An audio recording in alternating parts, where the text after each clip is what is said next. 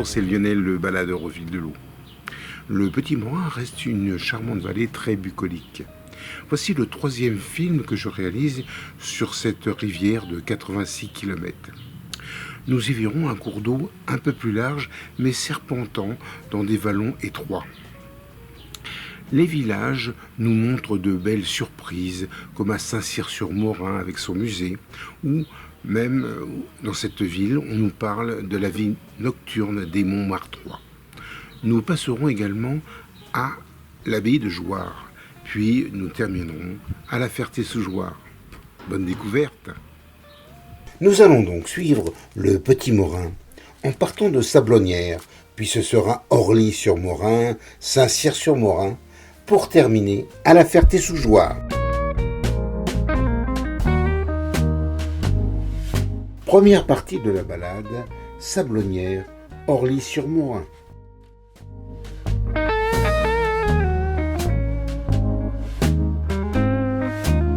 Nous sommes aux rues d'Avallon, un des affluents rive droite qui vient se jeter dans la rivière en passant près d'un ancien lavoir.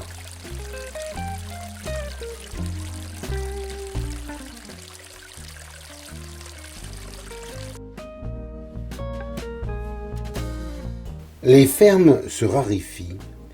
Ce sont des centres équestres qui ont souvent pris leur place, comme ici, à la Chênaie.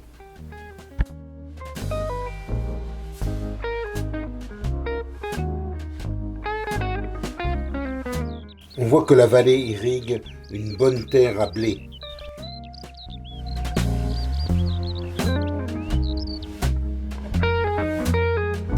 Le nom de Sablonnières est dû à la présence de sablons, du stampien.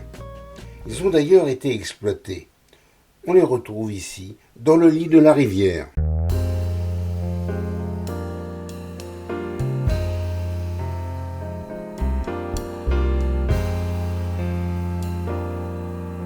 À la forge, le Petit Morin arrive en force, comme un torrent.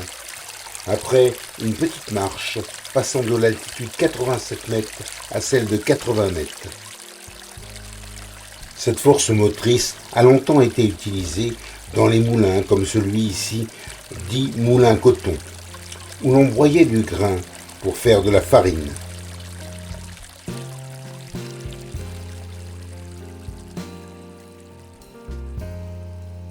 Nous continuons à traverser ces prairies herbeuses qui produisent le foin pour l'alimentation du bétail l'hiver notamment.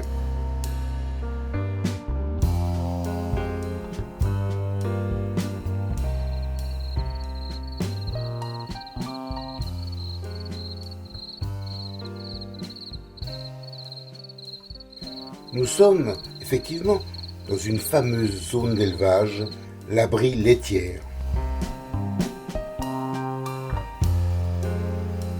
C'est ici que l'on produit le lait pour fabriquer le brie de Meaux ou de Melun, deux fromages à pâte molle. Il ne faut pas passer dans la région sans goûter un des fameux fromages de Brie ou de Coulommiers. Coincé entre Boitron et la Trétoire, deux villages perchés rive gauche ou rive droite, le Petit Morin coule au creux du vallon.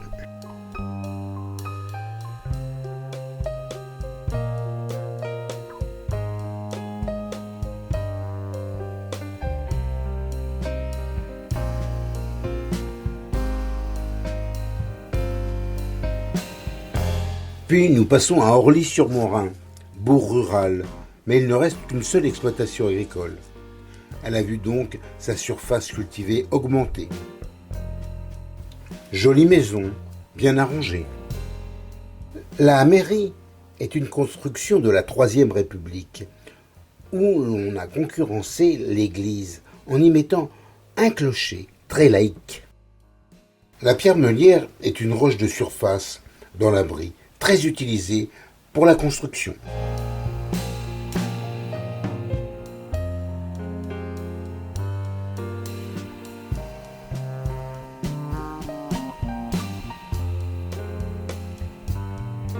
La vallée est protégée écologiquement par une directive Natura 2000, notamment pour un petit papillon rare, le cuivré des marais.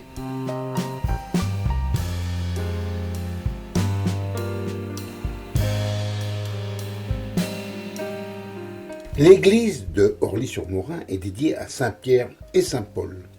Son origine remonte au XIIIe siècle. Nous continuons notre périple en direction de Saint-Cyr-sur-Morin. Ici, le paysage nous parle. En bas, les cultures, sur les pentes de chaque côté, des zones boisées. Puis, le haut, où on trouve de vastes plateaux à 200 mètres, accueillant aussi des cultures.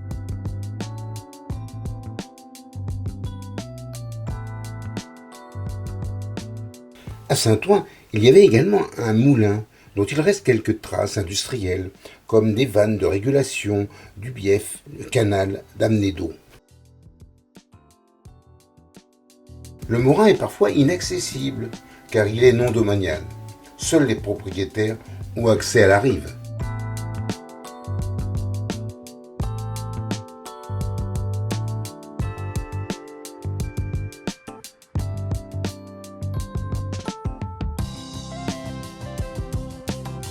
On rencontre parfois des passerelles permettant aux chemins de franchir la rivière pour assurer leur continuité. Le courant est tantôt vif, tantôt calme, suivant la pente.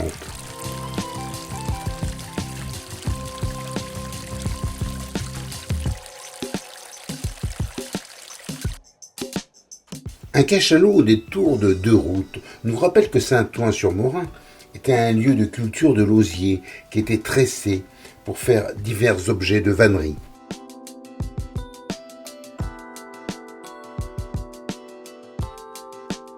Nous voici à Saint-Cyr-sur-Morin. Le Petit Morin est à environ 10 km de sa confluence. Il est tranquille mais un peu boueux, du fait de pluies récentes qui ont gonflé son débit. Saint-Cyr-sur-Morin a été appelé au siècle dernier Saint-Cyr-sur-Montmartre, car divers artistes ou intellectuels venaient ici, dans ce coin de verdure bercé par les eaux du Petit Morin. Beaucoup fréquentaient l'auberge de l'œuf dur et de l'amour, créée dans une maison briarde par Julien Caillé, pour reproduire le cabaret du Lapin Agile à Montmartre. Les lieux ont été rachetés par la commune. Pierre Macorlan, auteur de Quai des Brumes, habitait dans la commune. Et avec d'autres intellectuels, il venait animer ces lieux de fantaisie sociale.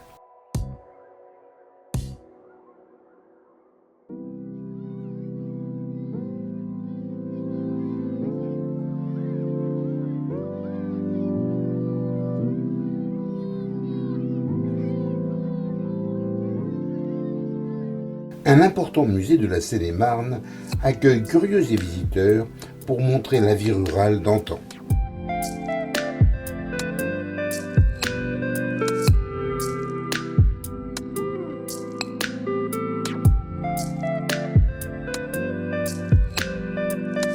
On y parle notamment de la fabrication des meules, outils meuniers qui était une production locale importante jusqu'au XIXe siècle.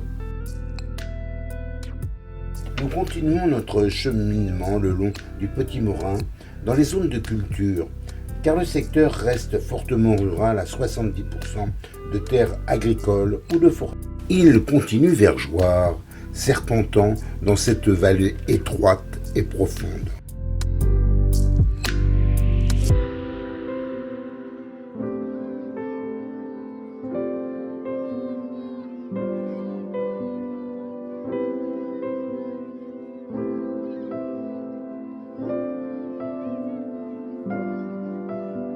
À Vanry, on observe un poste de surveillance des crues et une échelle de niveau de l'eau, bien utile pour donner l'alerte.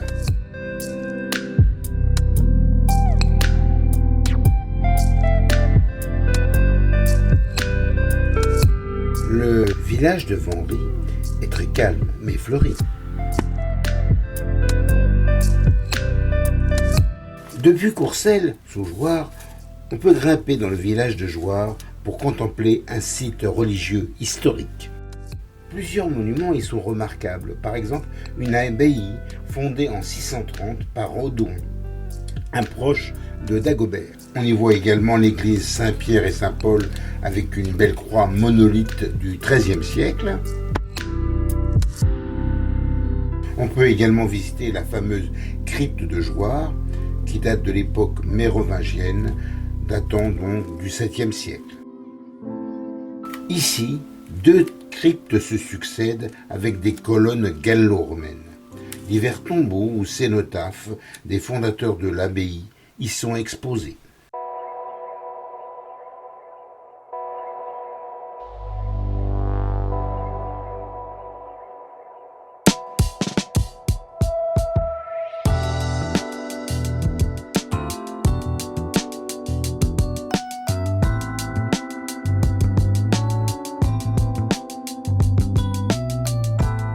Nous redescendons à Courcelles, où un élevage caprin est installé le long de notre rivière.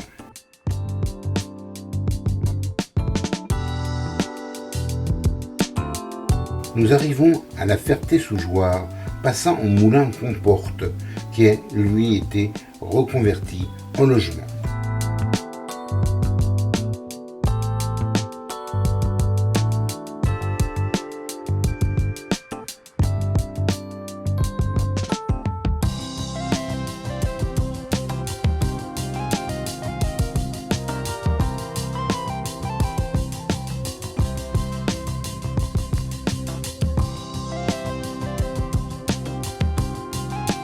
À partir des silos du quartier dit du Petit Pays, on fait une transition assez brutale entre la campagne et la ville. Le Petit Morin est régulé ici par des vannes nécessaires pour freiner la rivière en cas de forte pluie en amont. Puis le flux d'eau passe en dessous du pont de la départementale 407. À proximité, on peut se recueillir sur le mémorial franco-britannique de la guerre de 14-18, rappelant les sanglants combats de la bataille de la Marne. Enrichi par les nombreux cours d'eau de sa vallée, le Petit Morin présente à la Ferté-sous-Jouarre une largeur de 15 mètres.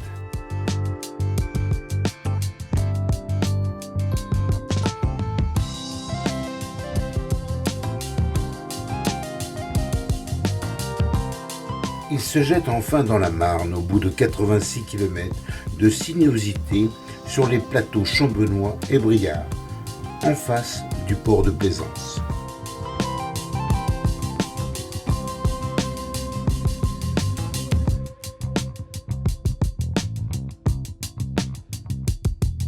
Rive droite, un espace dit des deux rivières, donc la Marne et le Petit Morin, accueille chaque année un festival où l'on peut faire la fête et assister à plusieurs spectacles de musique de variété.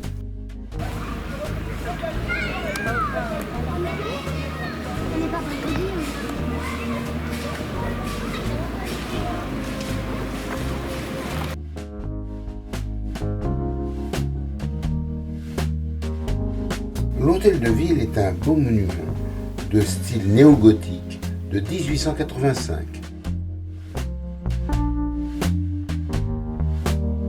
Le pont Charles de Gaulle date du XIXe siècle. Il est à proximité du quai aux Meules, ancien port d'où partaient des meules de moulins par bateau dans l'Europe entière.